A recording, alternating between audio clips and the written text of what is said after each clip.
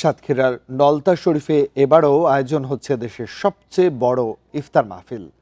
আসেনিয়া মিশনের তত্ত্বাবধানে এই আয়োজনে প্রতিদিন ৬,০০০-এরও বেশি মানুষ ইফতার করে থাকেন।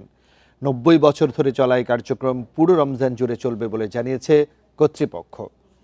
সাতক্ষীরার কালীগঞ্জ উপজেলার নলতা শরীফ ফজরের নামাজের পর থেকে শুরু হয় ইফতার তৈরির বিশাল কর্মযজ্ঞ। কাজ করেন ৩০ থেকে ৩৫ জন বাবুর্চি ও সহকারী। প্রতিদিন প্রায় ৪০০ কেজি দুধ দিয়ে তৈরি হয় ফিরনি, সেদ্ধ করা হয় ৬,০০০ ডিম ও ২৫০ কেজি ছোলা। এছাড়া থাকে খেজুর, সিঙ্গারা আর দই চিড়া। নতুন রিন গভীর থেকে পরিষ্কার করে কাপড়কে রাখে নতুনের মতো উজ্জ্বল। নতুন রিন অ্যাডভান্সড পাউডার। অন্যান্য বছরের মতো এবারও প্রতিদিন ৬,০০০-এর বেশি মানুষের জন্য ইফতার বানানো হচ্ছে। এই আয়োজন ঘিরে এলাকায় উৎসবমুখর পরিবেশ সৃষ্টি হয়।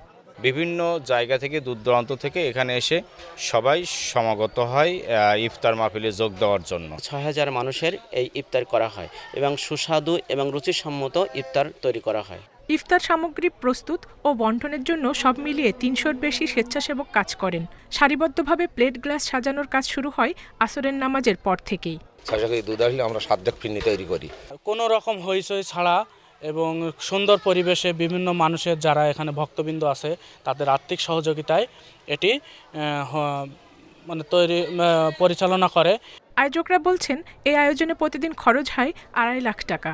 পুরোটাই আসে ভক্ত ও অনুসারীদের কাছ থেকে।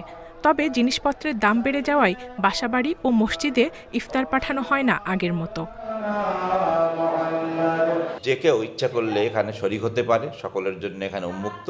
আগে আমরা বিভিন্ন মসজিদে দিতাম, যেহেতু এখন অনেক ব্যয় বৃদ্ধি পেয়েছে, যে কারণে আমরা আশেপাশের যে মসজিদে আগে দিতাম সেগুলো এখন আর দেওয়া হয় না। ১৯৩৫ সালে আহসানিয়া মিশন প্রতিষ্ঠার পর থেকে হয়ে আসছে এই ইফতার মাহফিলের আয়োজন।